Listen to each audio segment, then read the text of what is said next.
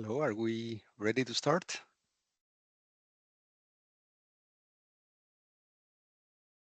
Hello? Alejandra, Anna, can we start already? Yes, Yes. official. Okay, great, excellent. Thanks a lot, and welcome to everyone to this workshop. It's the second workshop in 2 weeks. So the last one was last Monday. That aims to discuss AI in the energy system, and in particular, today we'll discuss challenges and risks related to the use of AI in the energy sector. Uh, just a very short introduction. As you know, our commissioner has been tasked in his mission letter to develop a strategic roadmap for the digitalization and use of artificial intelligence in the energy system. So our team here at DG Energy and together with colleagues at DG Connect, we're working very hard to realize what are the blocking factors that we should address to accelerate the development and deployment of AI in the energy sector.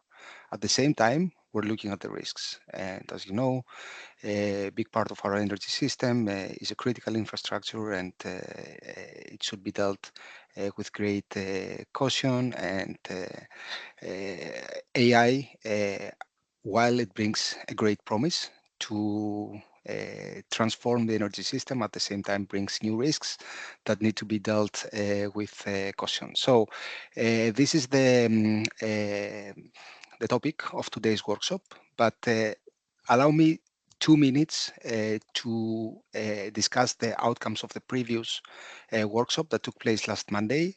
And the main topic was to see how fast we can develop AI models for the use in the energy sector. We have, so the participants concluded that the energy sector brings an excellent use case for the digital and technology companies in Europe to develop models and deploy them on the ground. And one principal example is the electricity grid, which presents very high complexity. And there are several already mature use cases that are being deployed by the energy players. However, there are certain challenges that participants identified, such as upskilling the workforce for having the right skill set to develop and deploy these models. Obviously, data sharing is coming again and again as a blocking factor, and it was a call also for us, for the Commission, to move further with more intensive steps to improve interoperability of systems and allow for data sharing for the training and deployment of the models. Obviously, compute capacity comes again and again as a question, especially when these models need to be scaled at large scale. And as Zoe has mentioned from DG Connect, the Commission is putting forward a number of initiatives such as the AI factories and mega factories. Obviously, there is a fragmentation in the sector, so we see several mature use cases, but they are moving slowly and in a fragmented format. So more collaboration is needed, and we are taking action with that, either putting together some consortia funded from Horizon Europe funds, but also policy initiatives that they will bring together the different players to exchange best practices and advance the development of AI systems, AI tools in the energy system. The Insights from the discussion of last week serve as a valuable input for the ongoing consultation process on the strategic roadmap for digitalization and AI in energy. And this is a call for you to follow the links that will be shown. It's now actually on your screen to participate in the consultation. The closing date is on the 5th of November, and your views and your feedback is very important for us to design the next steps of our strategic roadmap. So coming to today, today we will focus on the challenges and the risks of using AI in the energy sector. As we said, large-scale deployment of AI presents important risks, in particular when it's done in critical infrastructure. Here we are looking at risks related to explainability and accountability of how decisions are made by AI applications. We are talking about data privacy when training AI models and potential data leakage and misuse. So we are seeking your feedback, ideas, and solutions, how we can prepare the energy system of tomorrow with AI applications that adhere to basic principles of trustworthy and transparency, fairness, accountability, the right governance, especially around data integrity, privacy, and security. And obviously, we are looking at tools that will not only support, but even enhance the reliability and stability and security of the energy system. So this is the broad context of today's discussion. I will stop here, pass on to my colleague Zoe from DigiConnect, and I'm happy to conclude the discussion at 11:30. So, Zoe, over to you. Thank you very much, Stavros. So I'm Zoe Delinder, Deputy Head of Unit in DG Connect, Intelligent Connected Mobility, Energy and IoT. So good morning, everyone. Thank you. It's a pleasure to see so many of you back. I think we're creeping up to 200 now in the workshop. As Stavros said, last time we focused on the opportunities of AI and foundational models in the energy sector. And today we're turning to the other side of the story, the challenges and the risks. But let me begin on a positive note. Artificial intelligence has the potential to make energy systems safer, cleaner, more efficient, more secure than ever before. And as one stakeholder put it recently, in many cases, the risk of not using AI is higher than the risk of using it. So that is a useful reminder of why today's conversation matters. Several themes from our first workshop are worth recording. Stavros has already alluded to some of them. Trust was one of them. While established forecasting tools are routinely relied upon, confidence in new AI-based grid models is not yet at the same level.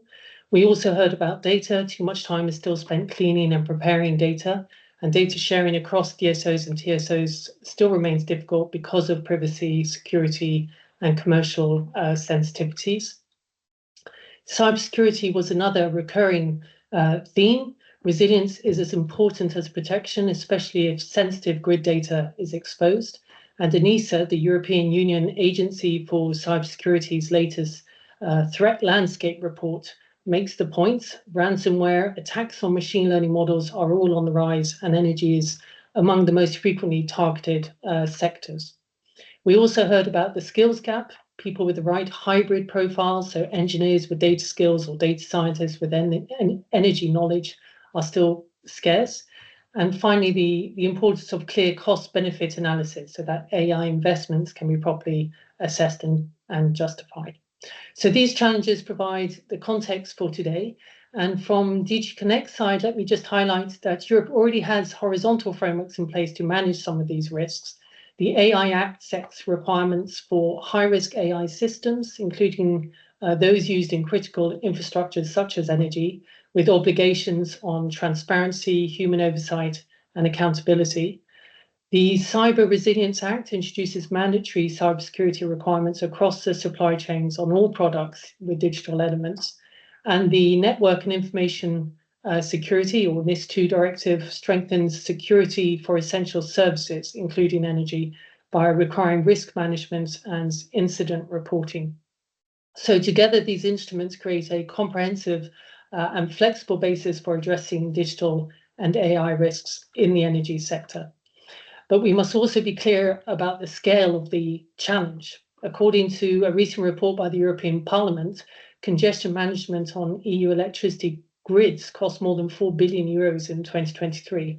And these are not abstract figures. They reflect real pressures on system reliability and on affordability for citizens. So that's why today's discussion is important. We need to explore how the existing frameworks are applied in practice, whether complementary action is needed to address the specific challenges of AI in energy. And your insights will be particularly important. They will help us ensure that AI supports cleaner, more resilient, more affordable European energy system while keeping trust, safety and security at the centre. Before I pass the floor back to our moderator, let me also remind you that we have at the moment a call out for generative AI-powered digital spying for the energy system. It has a budget of 16 million. The deadline's at the start of next year, 17th of February, and I'll pop the link into the Q&A session. But thank you very much, and back to you, Alexandre.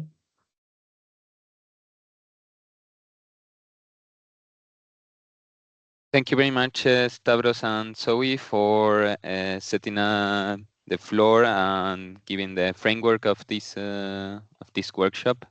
So, well, as it was briefly introduced, we will move on now to the first panel, which will treat the challenges related to the large-scale deployment of AI solutions in the energy sector. First of all, I introduce myself. I'm Alejandro López Olmedo. I'm Policy Officer at DG Energy4 and will be moderating this session. First, as disclaimer, I would like to say that the session will be recorded and made available afterwards in the Commission website of the workshop. And with any further ado, I would like to introduce and thank our panelists for their participation. We have, first of all, Luis Cunha from ETIPSnet, is the chairman and the AI task force. We have also Flor Patra Delon from EOM with EU regulation. We have also Gabriel Barrault, Director of the Research and Development Division at RTE. Finally, we have Gabriele De Luca, which is representing Eurelectric as a Cybersecurity Program Manager. So thank you very much for your participation. I will encourage also the audience to participate through the Q&A. And with any further ado, I would like to briefly give you the floor to briefly introduce yourself and already start with the first question we have for you. We all know that AI models is not new to the energy sector. There are some mature uses already, but there are new applications coming. There are new models. We have generative AI. We have foundation models. So I would like to give in a short nutshell, what do you think are the main risks linked to the deployment and use of these models, to give some ideas, but of course I let you go through then some hallucination, bias, physical incompatibility, lack of explainability, cybersecurity. So with this general question, I would like to give you the floor, for example, starting with Luis. Thank you, Alejandro. Good morning to everyone, and thank you very much for the invitation. I'm here on behalf of ETIPSnet. So as you mentioned, I'm the chairman of ETIPSnet, which aims to be the platform for the smart energy grids or networks of the future. I also work for the DSO in Milan, Portugal, and I have a couple of other tasks at European level in several associations that represent the DSO's interests. Having said this, I go straight to your question. The first note that I would like to share with you is that I only have positive things to say today. Despite the fact that we are speaking about risks and challenges, I only can see positive things around AI and generative AI emerging in our sector. I think the biggest risk that we have is not acting. Honestly, I mean, if we do not act, we are not going to have a network that is ready for the energy transition that we are facing now. So we already see the problems out there. You mentioned, it was mentioned in the previous interventions, the risks of congestions and also the connection processes and everything that we are pretty much aware of. I think AI is much more than a tool. AI is really an opportunity that we change our mindset, the way we work, and the way we approach all these things. I've been working also in this past few months, also working some concepts and some ideas for this. I've been preparing some business case analysis on my own also to understand a little bit what could be the impact. And I realized that we should also find a new way to describe this. So I would like to present my ideas around as an main idea of synthesis. I think that what we are seeing now, and just to go directly to your question of the risks, I think that we should not be afraid of hallucinations or bias, as you mentioned. I think they will appear if we rely on a single monolithic isolated solution. We are talking about a lot now about these foundational models and the fact that we can have a very good use case in the energy sector, namely with the grid.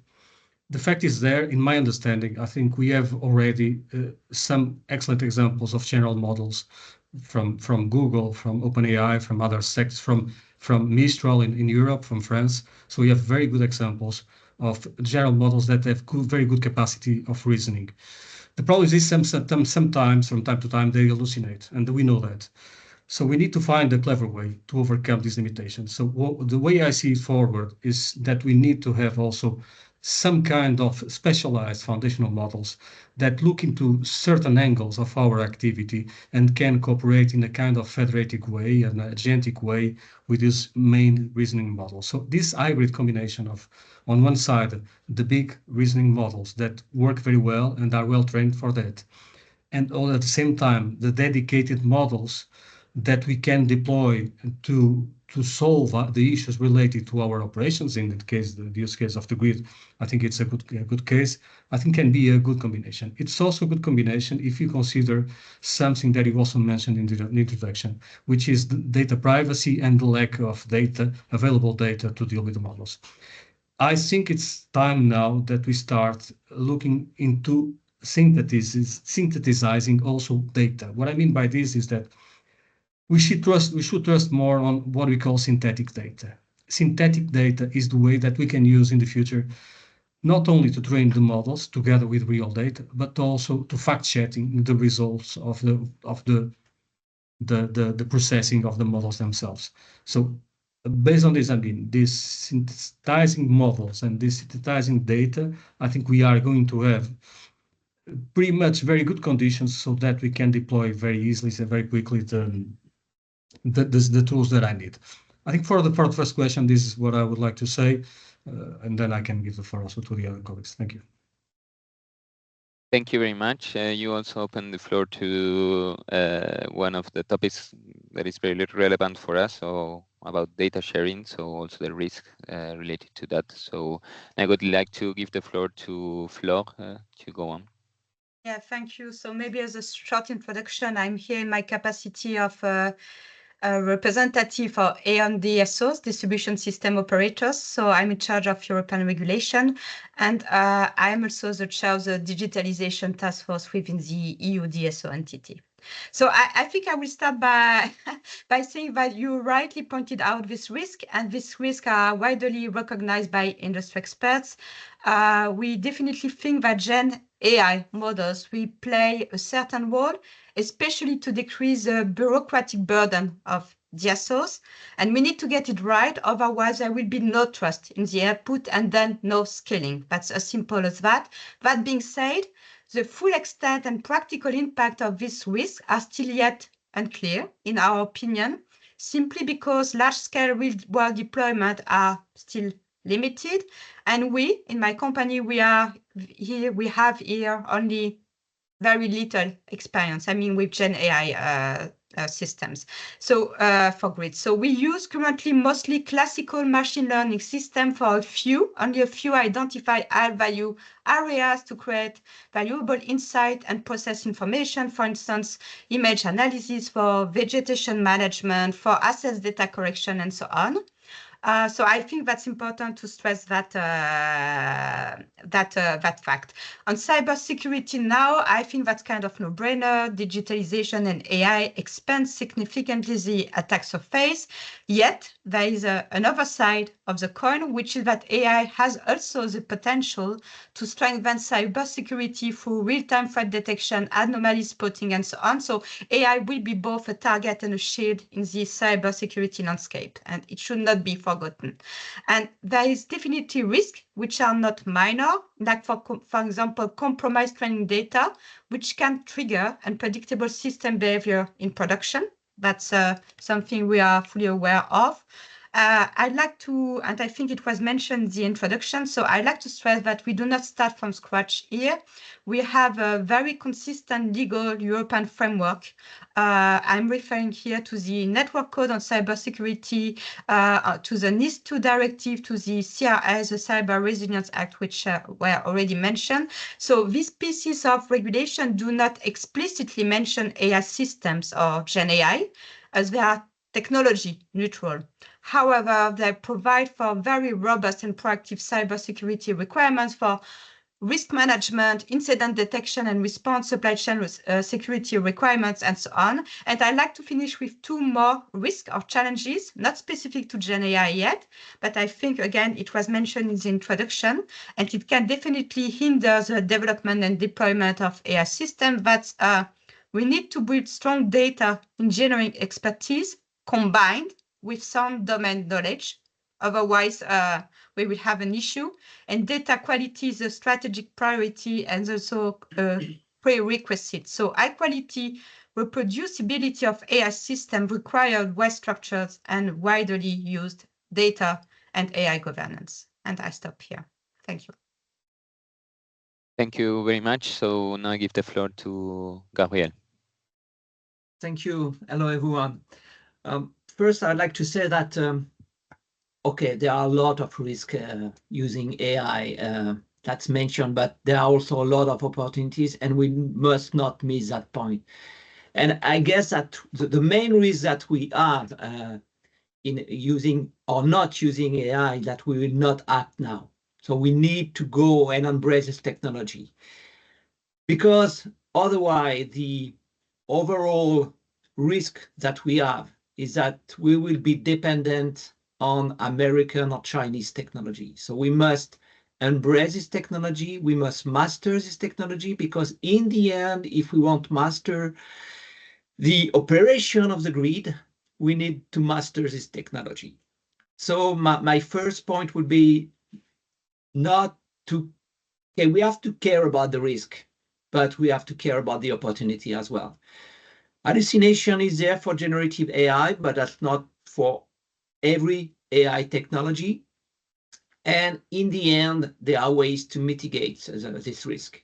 There can be recommendation coming for AI, but you could be still have the assessment of the recommendation coming from physical structure, modeling, and simulation. And in the end, if you have human in the loop for operating the grid, you can master this risk. But I want to stress out that, in my opinion, it's now that we must act to embrace the technology. Thank you, Gabriel. So now I give the floor to Gabriele. Unfortunately, we cannot see you, but I hope we can hear you. So let's see. Okay, yes, I can hear you. I'm following. Some troubles with my camera. Sometimes it's working, sometimes not. So meanwhile, until it wasn't work, I will start talking with you all. Happy to be here to represent Eurelectric and to share these ideas with you. So I'm taking also some notes of what we are saying, because it's always stimulating to reason on this topic that is a fresh new topic.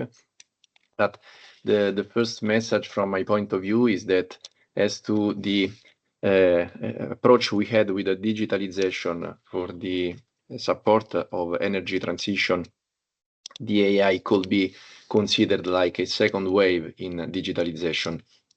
So in some way, it is something that is useful and necessary, but of course it takes with itself a lot of risks. Business risks, considering the deployment of these large-scale solutions that of course require big investments in companies and who is investing in the grids for the many applications that even in this case are an evolution from the ML approach, the machine learning that is now, let's say, is quite mature and experimented. But when we get to Gen AI and foundation models, it's still something that, even if growing faster, requires an approach of being aware of the many risks. So investment as from a Boston Consulting Group, the 60% of the managers in the energy sector were not satisfied of the results because of great expectation. They expected results in the first year. So around the AI, there is always a strong expectation, also because it's quite complex.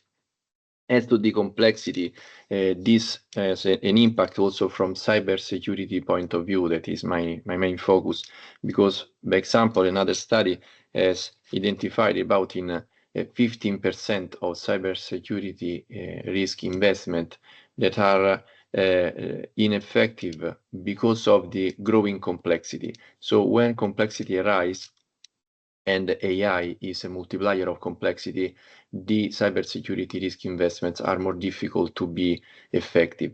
So a new approach is necessary, but this is not a stop signal. It is a signal that we should approach in a different way to use AI as an enabler in digitalization and energy sector, so as cybersecurity is an enabler for the energy sector. Thank you, Gabriele. So we have seen that a common point on all the speakers is that definitely there are some risks, but it's a great opportunity that AI in many applications brings to the energy system. So I would like to move to how can we address these risks to make AI in the energy system a reality? How can we reduce this risk and limit its impacts? What solutions can we put in place, or what can we make to build trust on these solutions? So I'm thinking of explainability, human-in-the-loop provisions, physics-informed principles, amongst other. So I would hear your views on what can we do to build this trust and address these risks. And maybe I start giving the floor now to Flo. Yeah, thanks a lot. So maybe I'll start with setting the context. So under the AI Act, AI systems are classified by risk level. I think that's nothing new to everyone here in the audience. Sorry for that. And over the past year, we conducted an internal assessment of thousands of our OT and IT systems in use in my company. And the preliminary results showed that a very small portion of them are AI enabled so far. And of those, only a very small portion may fall under the high risk category, pending yet further clarification on the definition. So just to say, that's not, we are talking about a very small portion of our digital solutions. The first line of risk mitigation in case of AI system failure is typically the physical boundaries and protection mechanisms embedded into the grid structure itself. So there are non-digital deterministic systems designed to operate independently of software or AI, ensuring basic safety and fault isolation. So I think that's important to stress that as well. Now, coming to your question concerning AI systems, reducing risks in the power grid requires a combination of safeguards and measures, like, for instance, continuous risk management. I already said a word about the NCCS and these two directives. I'm not going to repeat myself, but that's really important.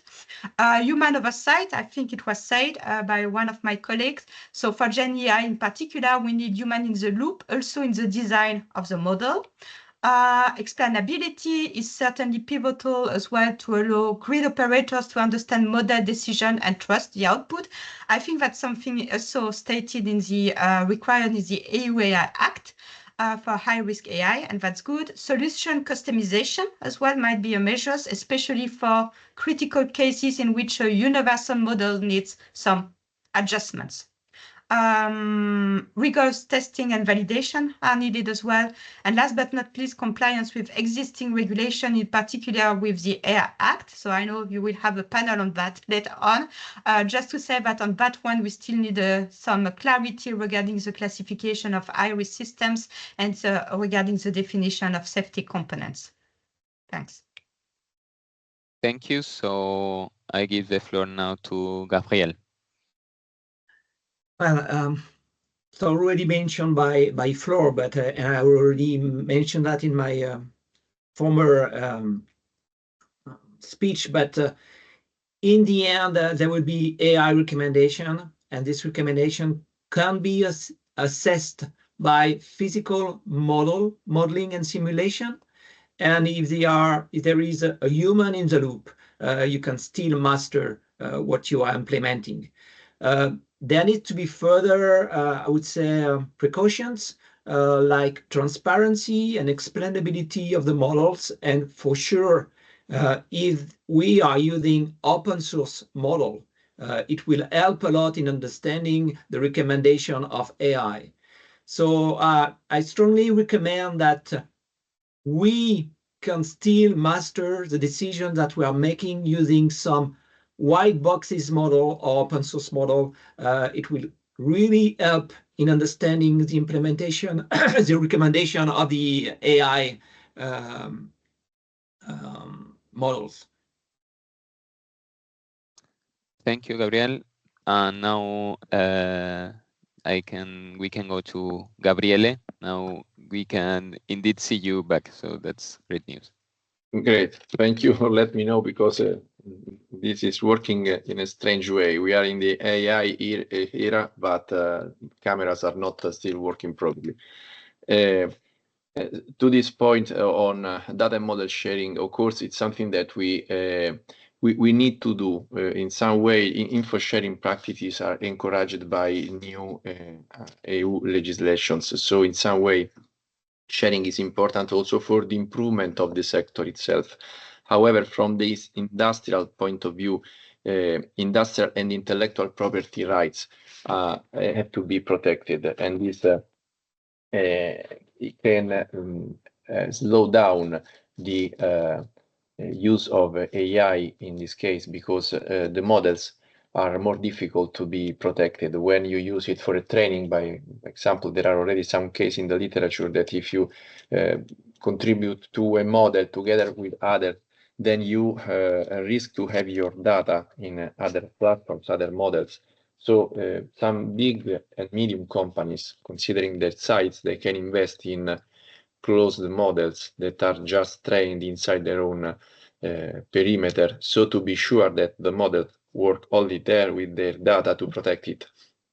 This is an approach that, of course, makes you lose the open source, make you lose also the benefit of having a faster investment, even if the results at the moment are quite good. So this could be also a solution, but from the cybersecurity point of view, it won't defend and put you in the secure feeling of protecting the model, because the model can be still there is the risk of the theft of the models, and so you can protect it, the sharing during the work, but in every moment the model should be protected properly against theft.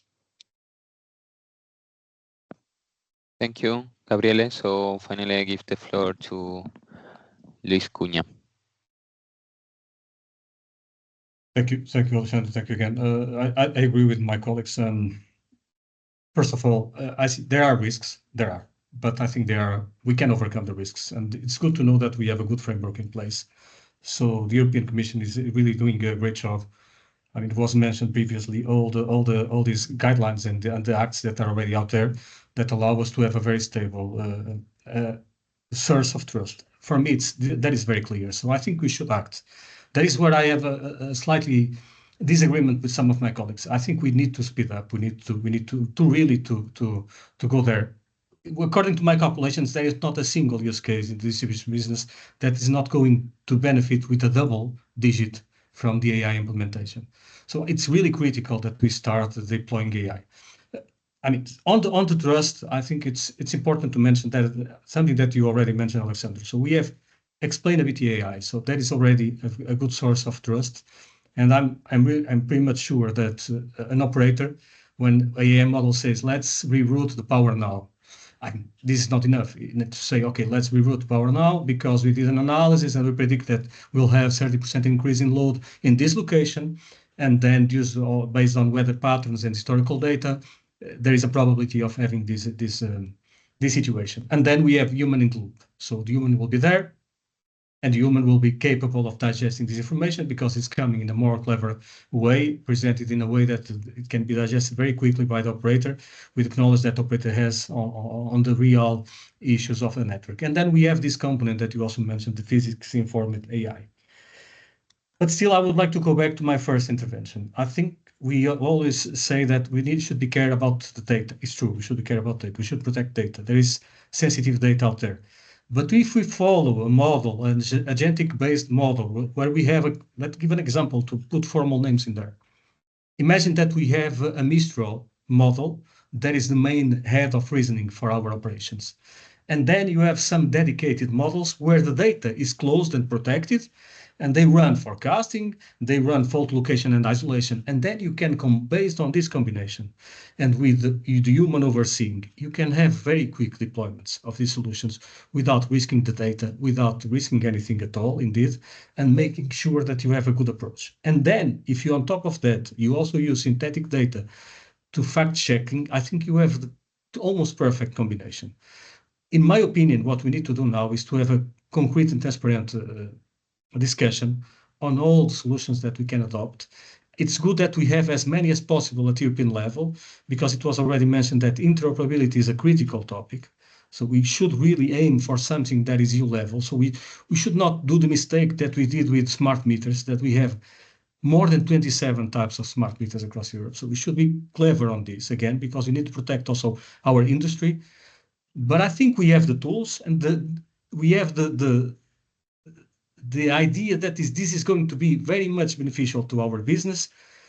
And it's for me, it's almost mandatory that we speed up and start speaking about concrete implementation. So I would bypass this discussion to a certain extent of, we are afraid of sharing the data, we're afraid. No, we need to find ways to protect the data, but to move forward. And that I would conclude my intervention. Thank you.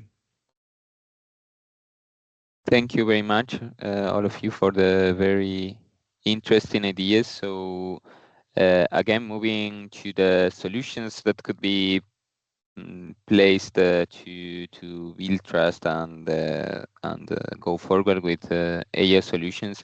I would like to go in the direction of testing and validation. What role do you think testing and validation can have? How can we build this? Is there a need of some specific testing, infrastructure, certifications, trust levels, for example, giving some ideas? But in general, how do you think this should be addressed, and what role could it play? And maybe now I start giving the floor to Gabriele. Yes. The testing and validations are critical phases and important phases in AI because of what we said about the unpredictability. So let's say that the explainability is something that is strongly connected to unpredictability. Being complex models, we do not always know what kind of output to expect, and we need the AI to identify and produce an output that human cannot do alone. So in some way, this is really important to be sure that you make the proper tests on your models as long as you can, and it is a continuous, not only training, but also testing on the model to align the output to the expected result. At the same time, you need then to also have, of course, the human in the loop and the supervision, because you need to check what you are going to use. The data, the indication for an operation, for the release of energy in that case, or even the optimization. It is complex to be just understood by humans, but it is important to have human in the loop to be sure that you have this supervision on how AI is behaving. Also because from cybersecurity point of view, the risk of misuse or an attack on cybersecurity attack on artificial intelligence system of an operator means that the behavior could change under your eyes. So if you are not there to be ready to detect with your eyes and also with the proper technology, you risk to have an improper effect, misbehavior in the grid. You could have really undesirable effects. So even in that case, human alone cannot work. It needs to support with technology, and in this case, it is again AI. So in some way, AI is going to be there with us as a companion, as an assistant to make things we cannot do, and of course, it can benefit of efficiency and things we couldn't do before, and at the same time, it can help us to protect ourselves, also from AI threats, new threats from cybersecurity point of view, because we are changing the scenario. So being outside of AI would mean to be in a slower pace in this race. And just the last point to leave the floor to the others, the deception in this moment perhaps is the proper cybersecurity defense that could help to protect the target by misdirecting attacks, because a new red teaming skills are requested for the new technology, and it's not easy at all to develop it in a fast way. But of course, a new approach is necessary, and it is possible to do. Thank you. So I give the floor to Gabriel. Yeah, I want to stress out that without data, there will be no AI, and for the grid. And we already have problem now. For example, it was mentioned in the introduction that there are already 4 billion euros of congestion management in the European grid now. So what can we do for that?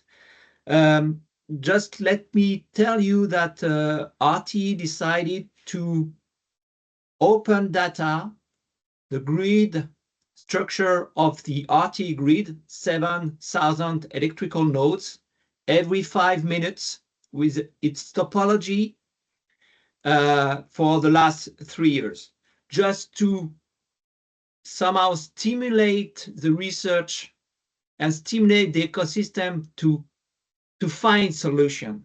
And using this structure and topology with the synthetic data mentioned by Luis to ensure the confidentiality of the data, in the end, I believe that we will have great solution using AI recommendation for congestion management in the European grid. And that's key that we go for open data and we go for open source. Yes, taking care of confidentiality and cybersecurity, but if we are not doing that, we miss a lot of the opportunities. So my guess is that, okay, take care of confidentiality, take care of cybersecurity, but go for open data, open source, or we will be dependent on technology developed abroad. Thank you, Gabriel. I follow with Flore. Yeah, thank you. Systematic testing and validation are, I think it was said by my colleagues, certainly a very key element in risk mitigation strategy. So we do, for instance, pre-deployment extensive scanning. We have several phases in our project.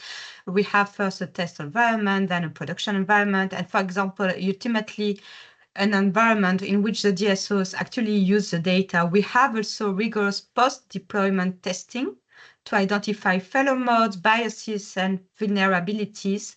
And we need to ensure a kind of continuous improvement to learn from the mistake, from the near misses, from the incident to refine the testing protocols. That's very important. For Gen AI, for instance, we have also a possibility to implement specific testing like series of checks and optimization, be it hallucination checks, relevant check, or efficiency check to ensure the quality assurance.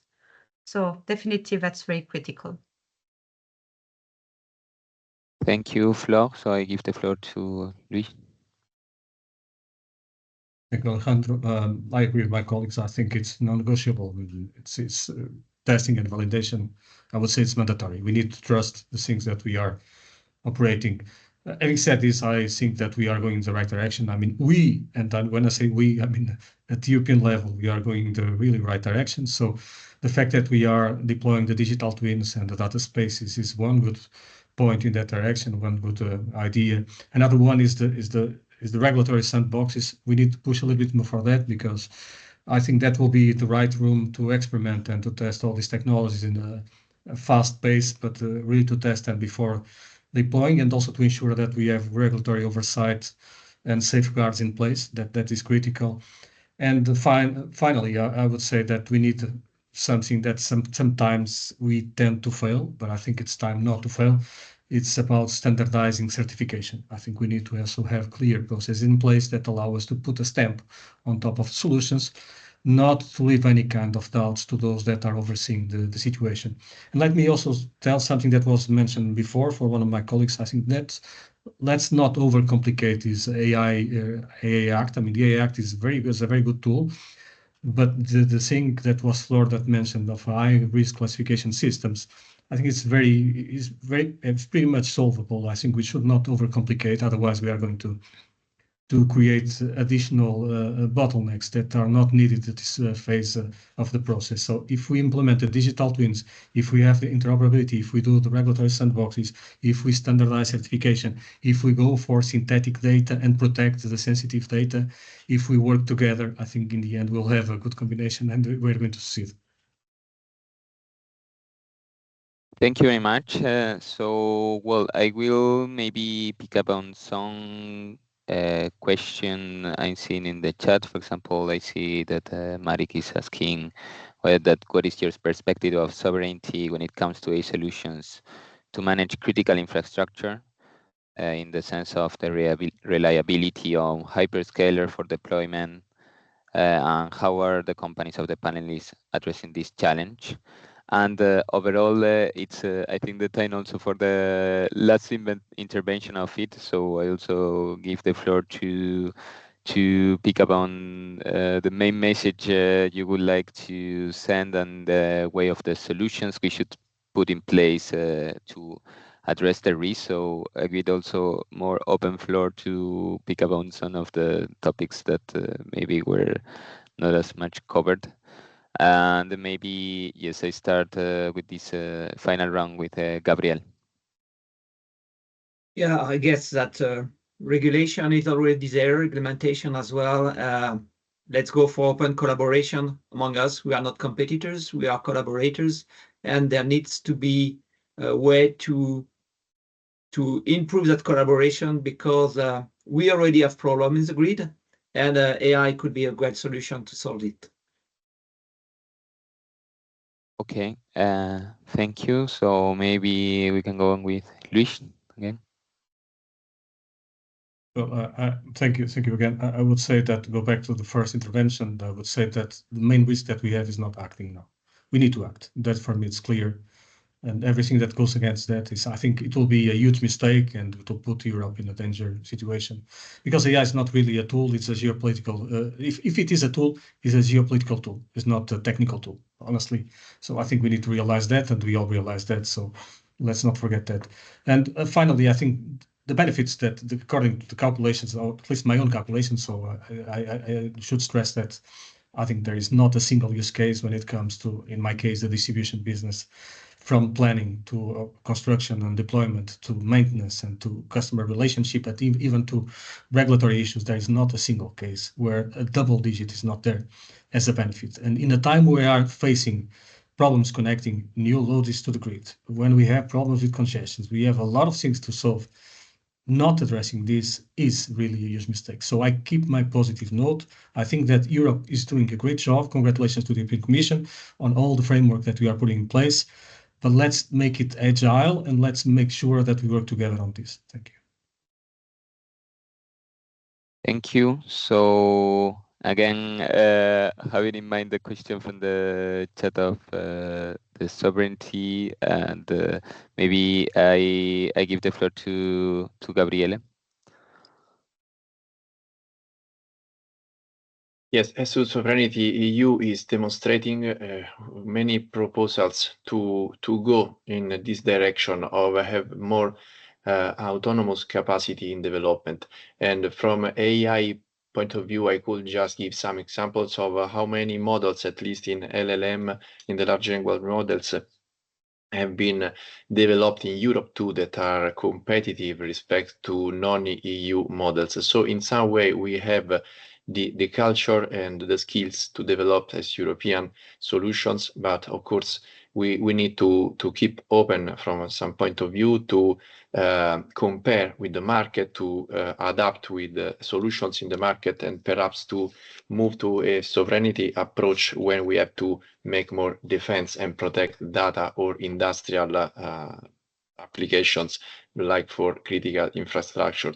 So apart the specific critical sectors where you need to have more defense, and of course secret come into place to drive the approach, I would say that the main message that could address is that it is not just a technological challenge. It is a governance and ethical challenge. Governance for operators, for companies is really important, because we need to reason on practical use cases of application of AI. We need to have human in the loop from the design of the business case to the deployment and then the monitoring, the supervision, and the governance is important to give the proper integration of these solutions inside the useful application to benefit both of the investment and both on the trust we can build in AI. This can give, from my point of view, also a good solution to the approach of sovereignty, to be able to create our own way of using AI and to be ready to be competitive on the market, also to sell solutions outside the EU. Thank you very much. And finally, I give the floor to Flo. Yeah, thank you. So I think we all agreed that the prospect for AI application in Power Grid is very vast, covering many potential use cases. The Power Grid will be smart and AI powered. So we are only at the beginning of that journey, I would say. And that's fundamental to strike the right balance between innovation and security. I come to back to that later. I think Gabrielle said very rightly that collaboration is needed. Collaboration that's also about creating interoperability and data sharing. So on that, I think so we are also progressing. So we need a trusting environment for data sharing. We are on it at European level. So I know that you had something, so we are working on as well. We know about the means and the measures which are needing. Data sharing always goes with safeguards. So we have here data aggregation, data anonymization, encryption, legal agreements, specifying access and reuse rights, and so on. So we know what we have to do. We know about the key principle of data minimization. So that's very important. And the building blocks in terms of regulation are here. So my main message is that it's now less about getting new policies, that's about bridging the implementation gap. Thanks. Thank you very much. I see we are 1 minute ahead of time, so I would say that's a good time to close this panel.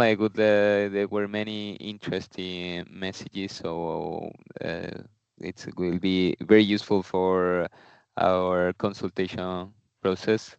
I see that Mark has the hand raised. I don't know if by mistake. Sorry, perhaps. that was a mistake. Okay. Okay, then I guess we can close here. We have a 10-minute break, and we will reconvene at 10:35 for the second panel. And again, thank you very much for all your insights to the panelists.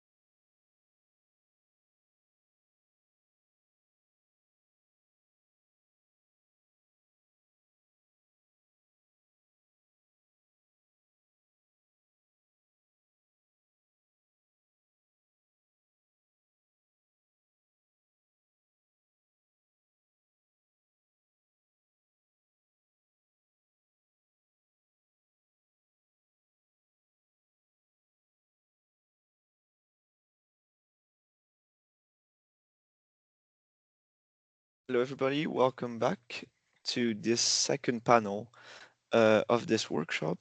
As you can see, so I hope you had a good break. As you can see, we have the QR code for open public consultation, so please feel free to fill this in. It's very important to us to have a good overview of what is happening at the moment. I will start opening the second panel called Navigating EU Regulation on AI, Guidance for the Energy Sector. So thank you to all panelists of the first panel for really introducing the subjects. We've seen good comments on the existing legislative framework, which looks strong and gives a good clarity to the existing solutions. But we'll try to see today in the second panel how we can further give clarity to stakeholders in front of the moving legislation and new topics emerging. For this, we have today with us Milena Machala from the DG-Connect A2, which is the European AI Office, a legal and policy officer. We also have Johan Marik, Head of Digital Enhancements at Elia Group. We have Almudena Diaz, Senior EU Regulatory Affairs at Enel. And finally, we have Julien Chasseriau, Associate Director for AI and Data Policy at Digital Europe. Could they appear on screen? Okay. Sorry for this.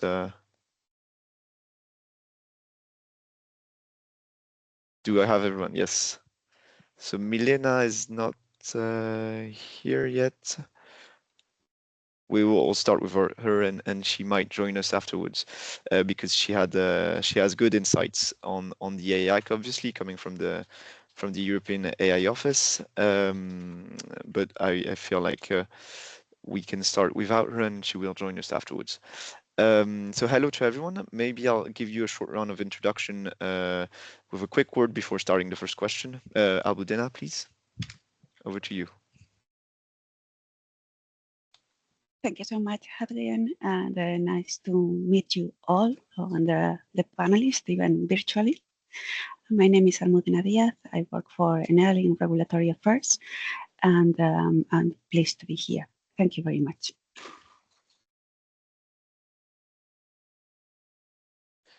Thank you. Johan, please.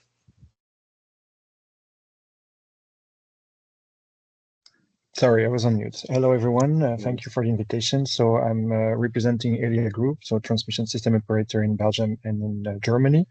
And I work in the digital department of the group, leading the digital enhancement and helping the company to improve the digital aspects of our business. Thank you, Johan. Julien from Digital Europe. Yes, thank you, Adrien, and thank you for organizing this webinar. So I'm Julien Chasseriau, I'm working at Digital Europe, and for those who don't know Digital Europe, we are a trade association working at European level. So we represent companies, and so 118 companies working mostly in tech, but actually we've been working more recently with digitalizing industries. So we actually have quite a few companies that are active in the energy sector. We have Siemens Energy in our membership. We have Schneider Electric. We have companies like Danfoss as well. So we've been working more and more on and exploring the work of and the relationship between AI data and digital more in general with the energy sector. And we also represent 41 national associations all across Europe. So they do the same thing as we do, but in member states. Great, thank you, Julien. Your insights from the digital sector will be much appreciated. So I have news from Milena, who will join. She had some problems with her computer, so she will be joining us in a few minutes. But I think we can start directly with our first question. So we've heard about this framework around energy, but also linking with digital policy. So we know that there is some legislation, but maybe if you can give an overview of existing legislation addressing risk linked to the deployment of digital and AI solutions in the European energy system. So we've heard about the AI Act, the Cybersecurity Resilience Act, the NIS2. If you can give maybe an overview of things that we haven't mentioned, and tell us how are they addressed, how are risk addressed today, and if there is any interplay with existing energy regulation or other legislation. Thank you. Almudena, please. Yes, thank you very much, Adrian. So you point a very important question now, which is the legal overview that addresses the risk on AI. So in NL views, when you combine European energy laws such as the Energy Efficiency Directive or the Critical Entities Directive, and you combine them with horizontal and existing laws like the Artificial Intelligence Act, which was mentioned before, but not the GDPR, or within NIS2 directive, Europe is supporting the management of AI-related risks. So this combination works together to address the risks linked to AI, like safety, data protection, cybersecurity, and sustainability that this was not mentioned maybe before. So some of the risks like bias and discrimination are addressed through a combination of these horizontal laws like the GDPR or the AI Act. The lack of transparency and explainability are also addressed by the GDPR and the NIS2, but there's the environmental impact, which works together with the AI Act, but the Energy Efficiency Directive. No, cybersecurity was mentioned before by my colleague Gabriele, which was here on behalf of Eurelectric, and he explained it very well. But there's also a point on physical security, which was not mentioned before, which is because we all know that the AI Act is covering digital and algorithmic risks, but there's the Critical Entities Resilience Directive that is covering physical and operational risks. So together, they ensure a holistic resilience. However, the energy is listed as a critical infrastructure in this SER directive, and this needs the interpretation of every member state. So this risks to not be harmonized at the very end. With this, I am. Thank you. Great, thank you very much. Maybe Johan, if you have any insights on what's happening, maybe in TSO on the ground, we would be very glad to hear it. Sure, of course. So indeed, there are some legislation where there is an explicit links with digital AI and the energy sector, such as the NIS2 or the network codes on cybersecurity, for example. This is very dedicated for the energy sectors, and so it's helping us to better understand, okay, our process criticality of it and how we should ensure correct SLAs and correct resiliency against the technology and our core activities.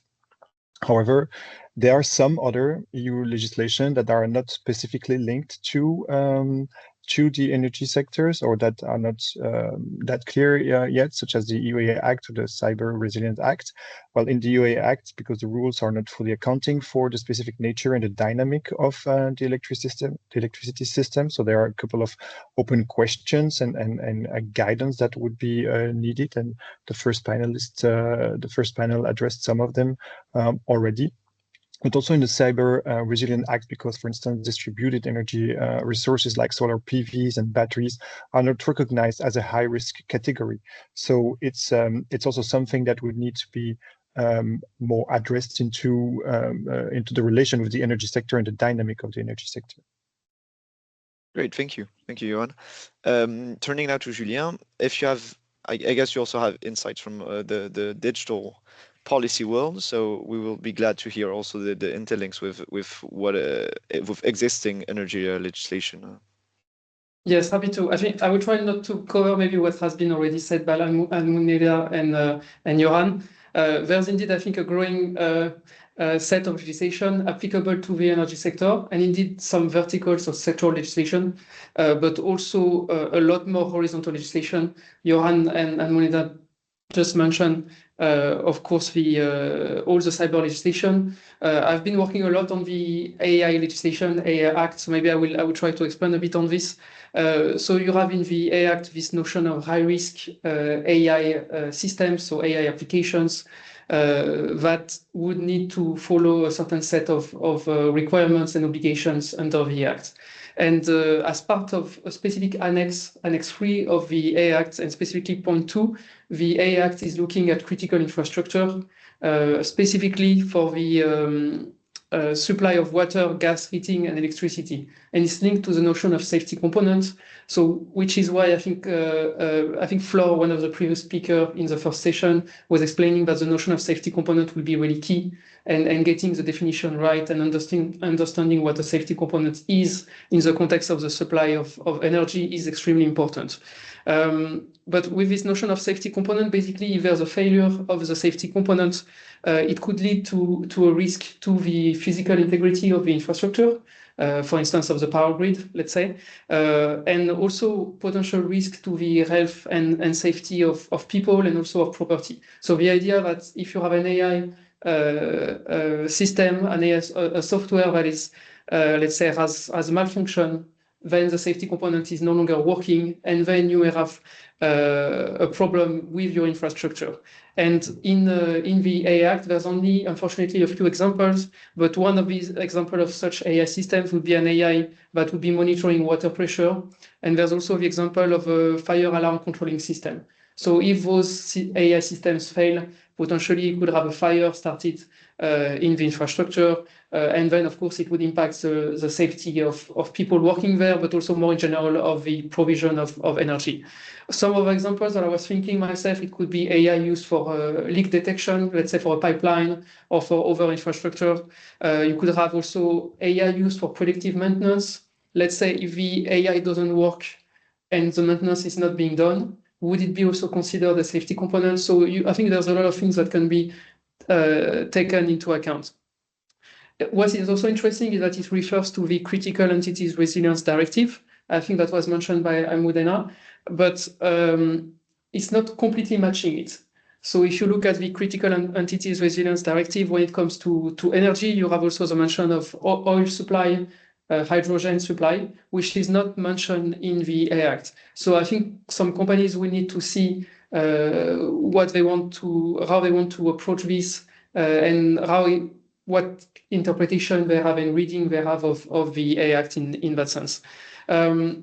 Maybe just ending there, once you're into scope, so if you, as an energy provider or as a company working in the energy sector, you have developed or you are using one of these AI safety components, let's say for your infrastructure, then you need to follow a set of rules, which can be quite a lot actually. So you have risk management obligations, data governance obligations, also keeping logs to make sure that you know at real time, but also you can go back in time to see how the AI system was functioning and operating. You're supposed to have human oversight, so you're still supposed to have always someone that would be able to stop the functioning of the AI system, especially if something goes wrong. So you have a lot of safeguards that you need to put in place if your AI software, your AI system is fitting under the AI Act. So maybe I will stop there, but I hope it gives you already a bit of an idea of what companies may have to do as from 2nd of August 2026, because this is the current timeline that we have. So in a bit less than 1 year. Great, thank you, Julien. This is very good insights. I hope that Milena will also be able to connect to shed light a bit on what is happening in the AI office as well. Moving on, maybe we've identified this strong EU framework that is already existing, but is it fit for the needs of safe and rapid AI deployment in the energy sector? And if not, what else would be needed? I would go maybe with Johan here. Yeah, sure. It's an interesting question because it touched on the how rapidly can we be innovative and deploying and also still fitting the EU AI Act and the legal requirements. So I will give you an example that we have at the moment where it's a question, it's an open question, and we don't really know how to tackle yet, and it's something that is living in the company. So you know that there are on the market various general purpose AI solution. We can name some of them, like the ChatGPT, Copilot, Gemini, and others. And of course, those are great tools that are, according to the UA Act, classified as a limited risk and with a special attention to the GPAI. Those tools or those providers, they enable today anyone that wants to create an agent or create a solution on those master, let's say, model or master agent to perform so. And today, and of course, this is a very great tool for innovation. I mean, anyone can create an agent, anyone can really bring its use case. It's some sort of do-it-yourself agent. So if you unleash that in the company, you will rapidly come with like thousands of different agents, because anyone would want its own agents, and some of them agents could be duplicated, etc. So it's also pose a question of governance. But since the EUA Act is use case driven, you know, and of course the agents could be very different based on the people that are building them. There is a question that is to address, on which it's a bit difficult to have an opinion about, is that when your general purpose AI is considered as a limited risk, but your agent built on those, and that's limited risk GPAI has a more restrained and focused use cases that could fall under the high risk one. Then it means that each and every agent that are created by the people, and so by the do-it-yourself, let's say, community, needs to be verified and classified against the UA Act.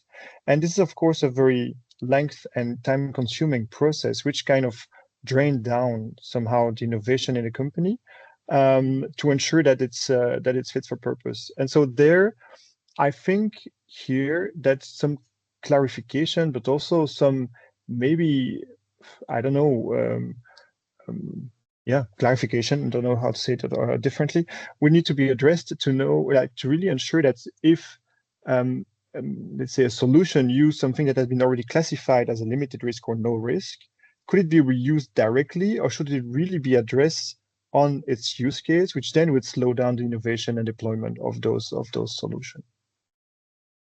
Thank you, Johan. Very concrete example. For the energy sector, maybe Almudena, if you want to comment on this question.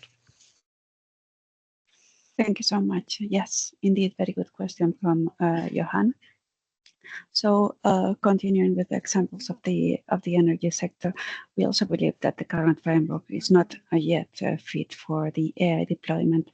So I'm not going to go that far. I'm not going to go to explain the hurdles in compliance with AI Act with models, but the AI Act for the AI systems also introduce important safeguards, and it has a broad classification of high-risk AI systems, a lack of sectoral clarity and uncertainty, and around how to comply with it. So this, in our view, create barriers to the rapid deployment of AI. Some of the hurdles were explained in the previous panel. So, for instance, Fluor previously reported that the definition of a safety component is not always evident, and is not always evident whether an AI system used in the energy sector qualifies as a safety component. I think that it was also mentioned before, an example of the fire alarm.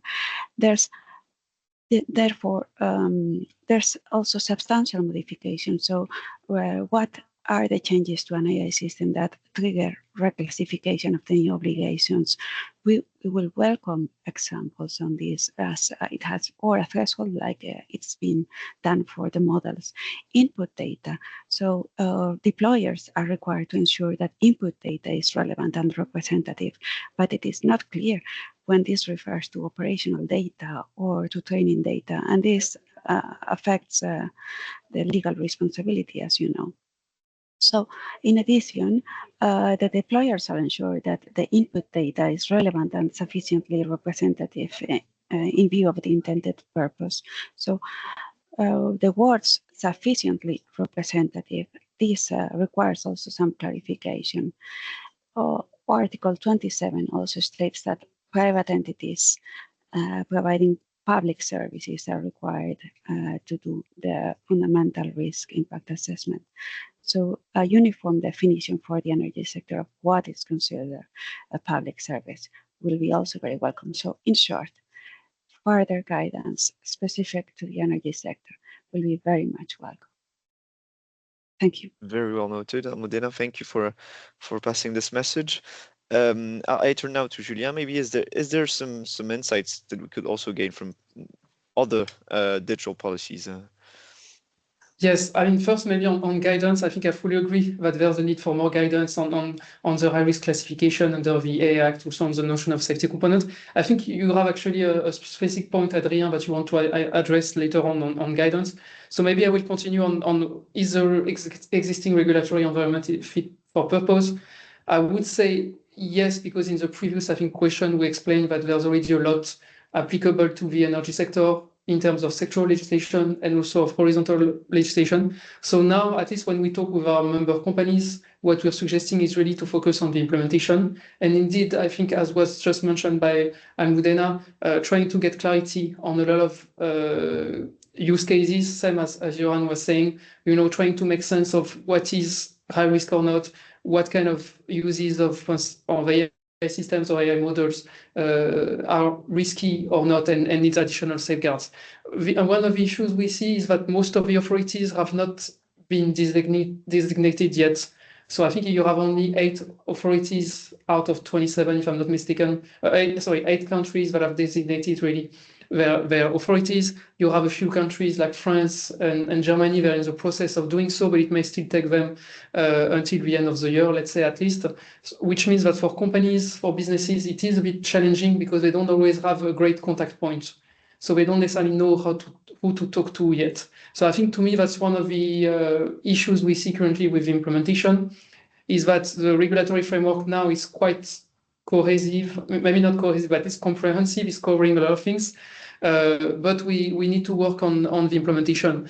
And for instance, just for France, what was proposed by France recently is for the energy sector, you would have the Ministry of the Economy as a point of contact and as a market surveillance authority, but also the Ministry of Planning and Environment. So you would have 2 ministries that would be supposed to work together with also potentially additional authorities that could get involved.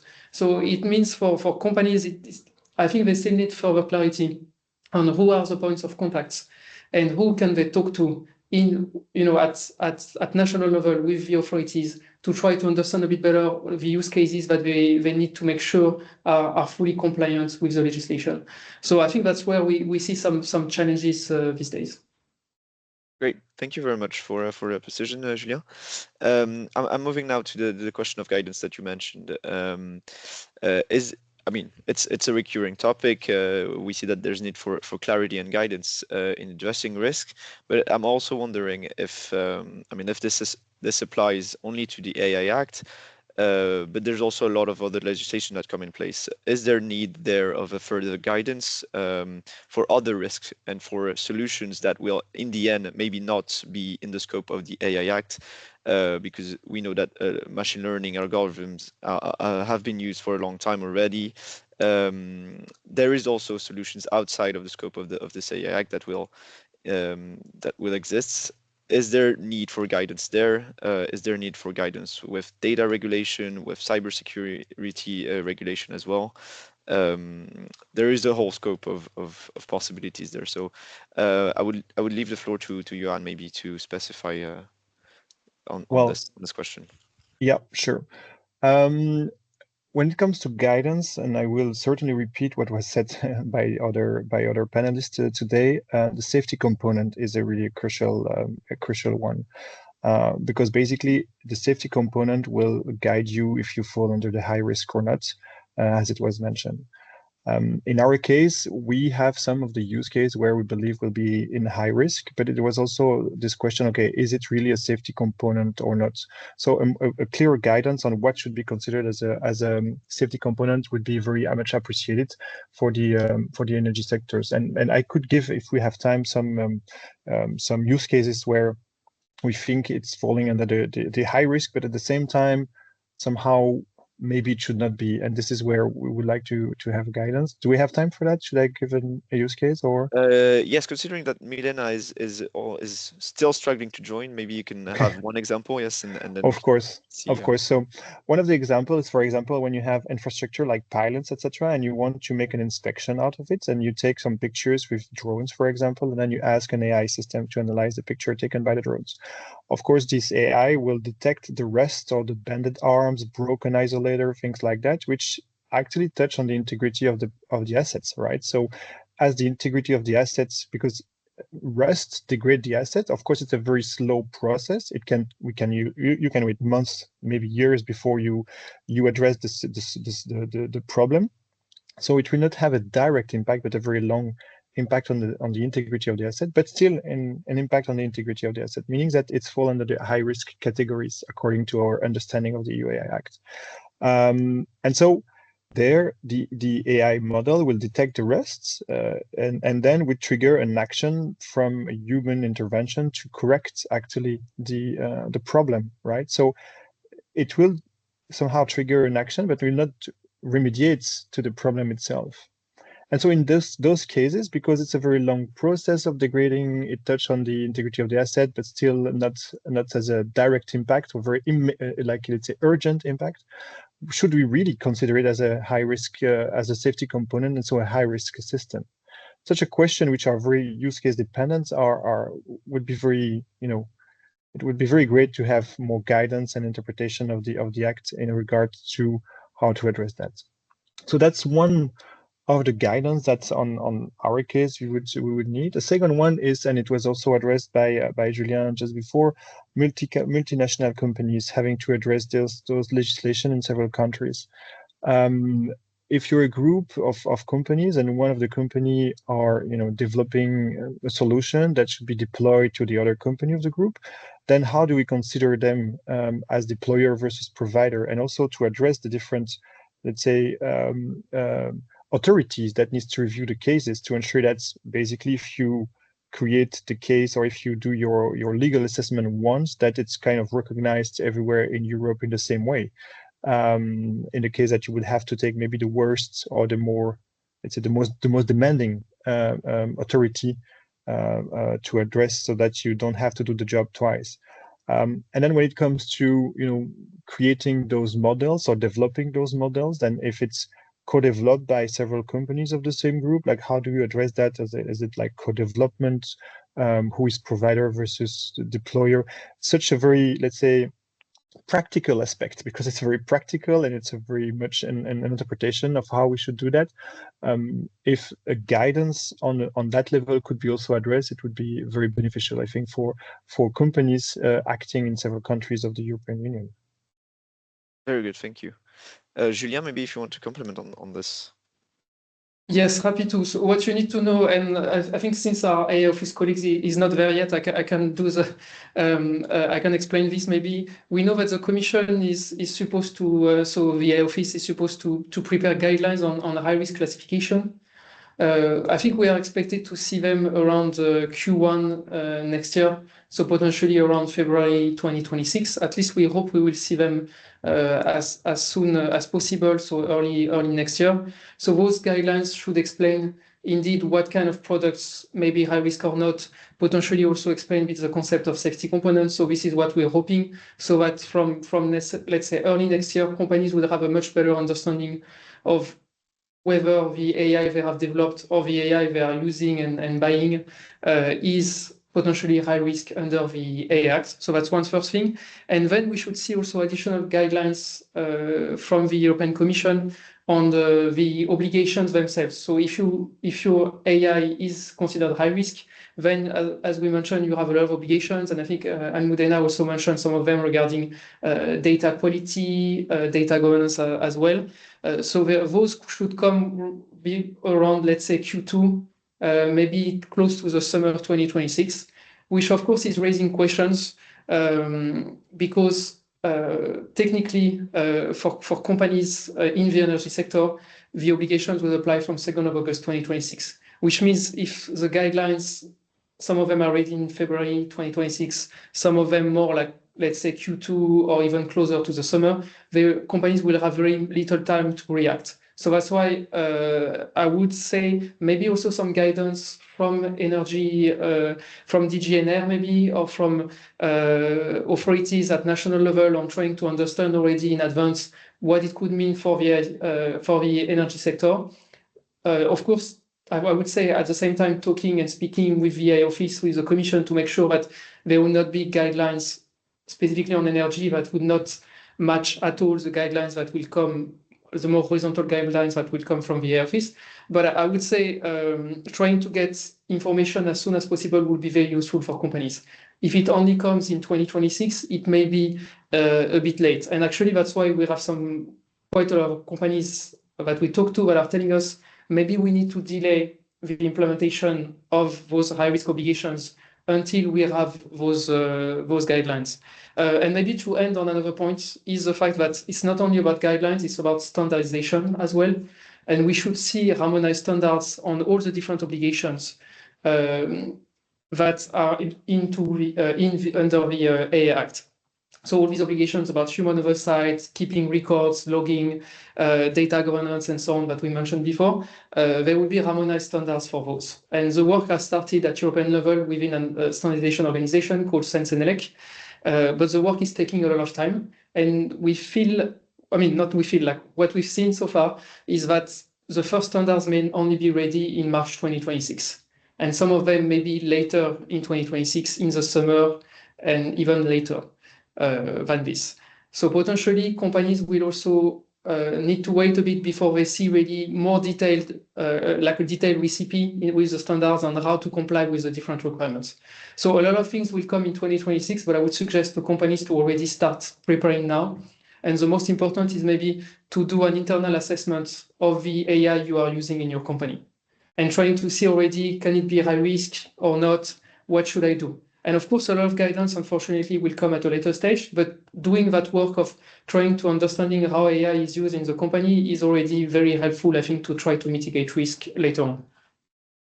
Thank you very much, Julien. This touches upon a question we also want to ask. So I'll follow up also with Almudena. Is there anything more we could do after this guidance is published to cover the specific needs of the energy sector? Is there like possibility for other tools to be put in place, like expert groups or so on? So if you have anything, Almudena, on this point, going a bit further than the guidance that will be published. Yes.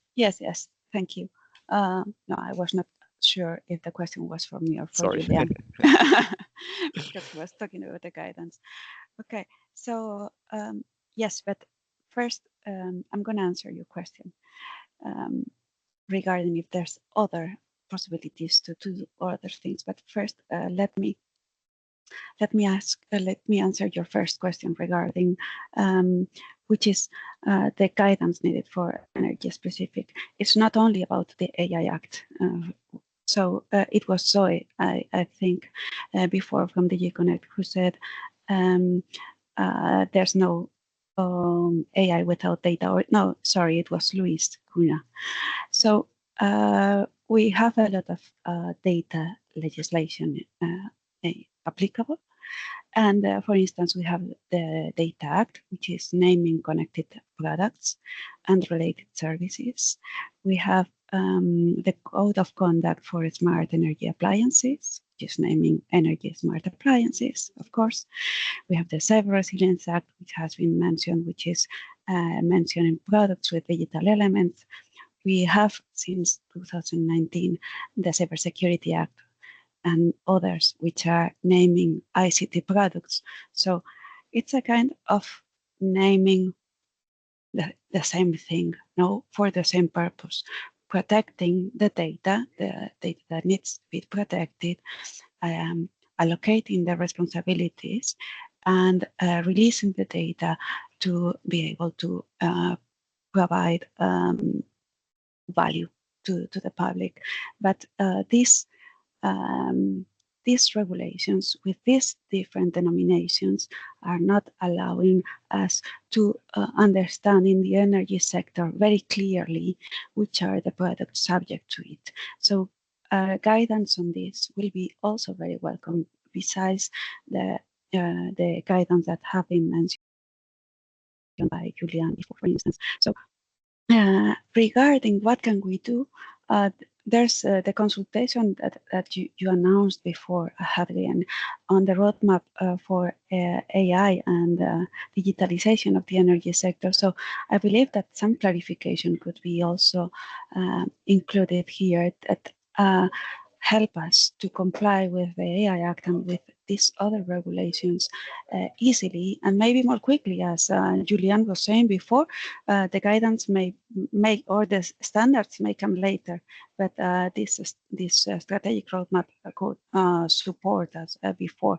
And besides, I refer again to Luis Cunha on which are the non-regulatory measures now that you said that we could use. So he said Europe is on the right path, and I believe so. So the development of the energy data space and other data spaces and make them interoperable is the right path for this. The edition that was not mentioned before of the Cloud and AI Development Act is also very good signal and a very good initiative that we support. And the work with the private sector, the public-private collaboration is key to develop these best practices and to share risk mitigation strategies. With this, I am. Thank you very much, Almudena. Welcome. I'll follow up with the question with Johan. In the same vein, is there any non-regulatory measures that could be also put in place to mitigate risk? So we're talking about sharing best practices, for discussions, for example, or even voluntary incident reporting. What is there that could be done more than the guidance on the AI Act or the guidance on multiple legislation that apply to the energy sector?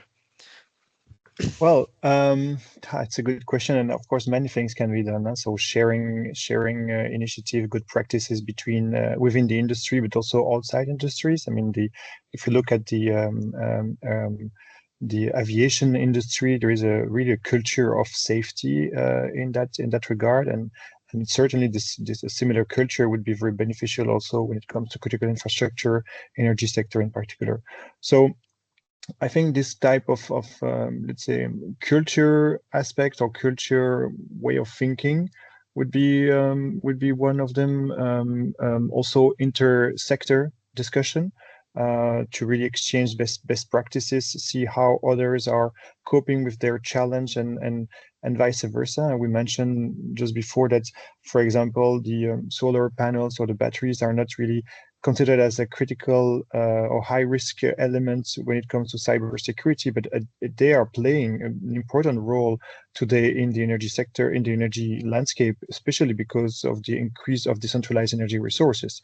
So we cannot afford that one of the, let's say, one actor out of the full chain is less safe than any others, because then it will put the full change into risk. So I think that a greater, like a good and maybe greater coordination between the different legislation and how they apply to a certain sector, also ensuring that all actors of that sectors are let's say involved in those risks and risk mitigations and yeah, increasing the inter-sector discussion to learn from each other. Very well. Yes, this was also a question. What can we learn from others? So I turn now to Julien. As you have insights from the digital policy world, what can we learn from these sectors as well? And is there other non-regulatory measures that could be put in place for the energy sector? Yes, I think you mentioned it already, Adrien. Of course, best practices. So sharing of best practices is definitely very important, and ensuring that there's a discussion among operators, regulators, also technology providers, so more from the digital side, so that there's really a community building on these topics. I think it's important that all companies in the energy space have like continued and continuous discussions with their AI providers when they're not the ones developing the AI themselves, to try to understand a bit what is being done in terms of best practices, and also really ensuring that they have the right information on how they can do risk mitigation, for instance. But also you mentioned incident reporting. It's something that is already being done by quite a lot of companies, especially in the digital space. And under cybersecurity legislation, you have also incident reporting. You will have incident reporting also under the AI Act. It's Article 73. So any serious incidents, companies will have to share that with the authorities. Of course, what we would encourage is also to have companies share with their peers. So not only with the market surveillance authorities if they encounter a serious incident, but of course, once it is solved, we will not ask companies to publicize an incident while the incident is still being resolved. But once it has been fixed, that maybe mitigation measures have been set in place, I think it will be important to share this with other companies, with other providers, so that they're aware and they may avoid a similar situation happening, so that everyone can learn from potential mistakes of the past. So I think, of course, this would have to be voluntary. As I said, it depends. Companies need to first make sure that all the mitigation measures have been put in place already from their side. Especially when it comes to cybersecurity, of course, you don't want to publicize a vulnerability that has not been yet patched or fixed. But once this has been done, I think it's very important indeed to share this. What is also interesting is that you will have AI regulatory sandboxes being created in most of the European member states. Spain is one of the leading countries. I think Denmark, you have quite a few other countries that are advancing also in setting up their regulatory sandboxes. And it's something we are very supportive of, so that companies can really speak with the authorities, come to meet also other businesses that are working also on AI. And we hope that companies in the energy sector will be also able to participate in those sandboxes once they will be operational. One of the key concerns we have is the fact that those sandboxes will cost money, a lot of resources, human resources for member states and authorities, and also financial resources. So we hope member states will be able, and maybe some support also with the EU budget, let's see. We hope they will be able to really have enough staff and be able then to process and help a lot of companies. Because if we have a sandbox that can only process or work with, let's say, 20 companies a year, then maybe there would be one energy company, and that would be all that would be able to go through, let's say, the French sandbox. And then in that case, it means, especially for the first few years of the implementation of some of these legislations, I think a lot of companies will want to participate in those exchanges of best practices in those sandboxes. So we need to make sure that there's enough resources so that companies are able to participate. And maybe ending on one point is the fact of smaller businesses, especially SMEs and startups. They have, of course, much less resources. So they need to be helped in that process as well, because they may not even have the resources themselves just to join a sandbox. So they will need additional support, maybe from member states, from also the European Commission, to help them to be compliant with all these legislations that have been adopted over the past few years.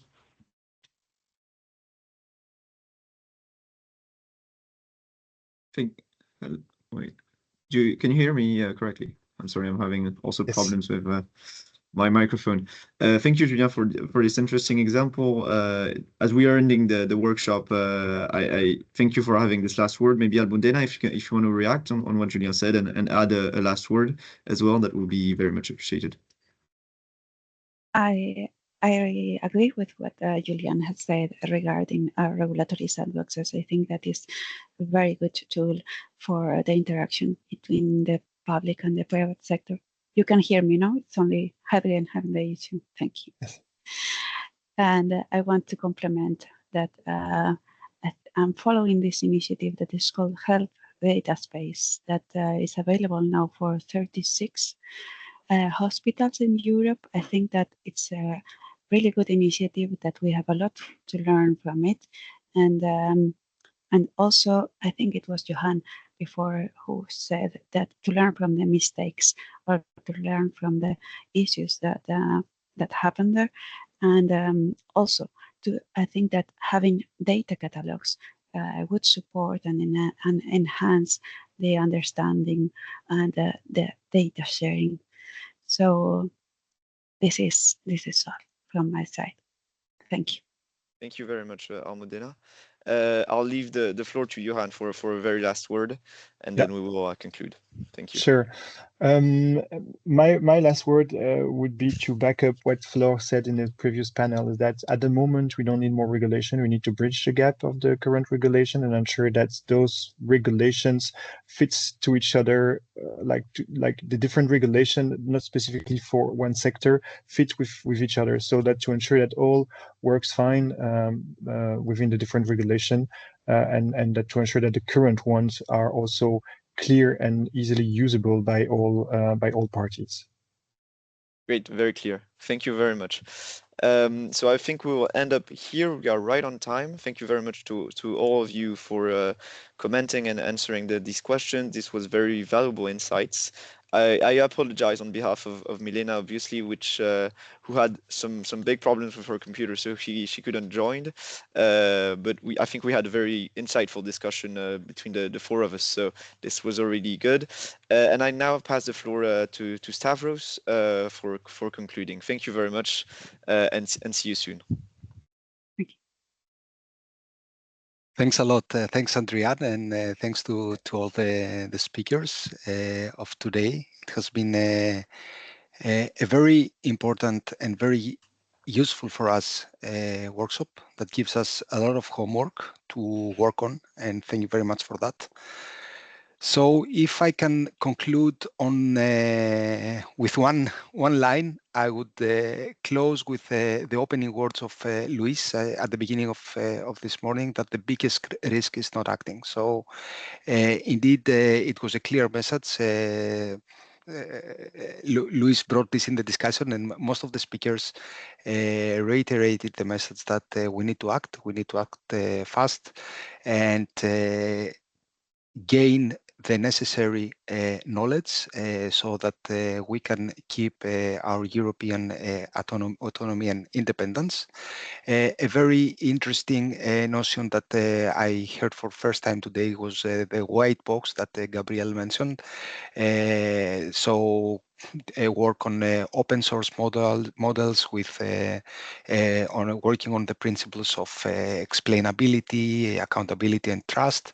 This is very important, particularly for the energy sector, that we are looking at AI use cases on critical infrastructures. And so indeed, we shouldn't be afraid of the risks, just plan very well for those. So right risk management systems should be in place, and to support the energy sector, integrate AI applications. So on the second part, on regulation related questions, I think we can conclude that the existing regulatory framework is fit for purpose. So we have the horizontal legislation that also covers the energy sector, not just the AI Act, but a number of other legislative pieces of legislation. What we need is possibly more integration, starting with data. The data landscape is indeed quite complicated, and in particularly for the energy sector. So some integration there is needed. Important work ongoing already under the data for energy subgroup of the Smart Energy Expert Group. So we really want to deepen that work and use this forum, this discussion forum, to bring a data interoperability forward. But also when we discuss AI, very important is to get the definitions right. So we have the definition of safety components under the AI Act. fact, guidance is in the making. It will be very important to clarify for the energy sector what is a safety component and how can it be seen in a range of use cases. It was very interesting to hear the use case of Johan about agentic AI that starting with a simple general purpose AI models, you can build potential high risk use cases. So this is something that indeed has to be taken into account, and possibly with to close with a message from several speakers that the guidance is very important to give some clarity, but possibly is not enough, in particular for the energy sector. So more sector-specific action is needed on sharing best practices, putting together this piece of legislation, exchanging on incident reporting with peers rather than regulatory and competent authorities, and see how regulatory sandboxes can play a role in that. So. All in all, I think we are on good track. We have a lot of homework to work on that on our strategic roadmap that will be adopted in early next year. But please do contribute to the public consultation, which is published until the 5th of October. It's very important to get your views and work on that. We aim to have more workshops. We don't have a date yet, but you will get a notification. Thank you very much for following the workshop today in big numbers. So we have 170 participants now at the end of it, and yeah, you will hear from us soon. Thanks a lot for your participation.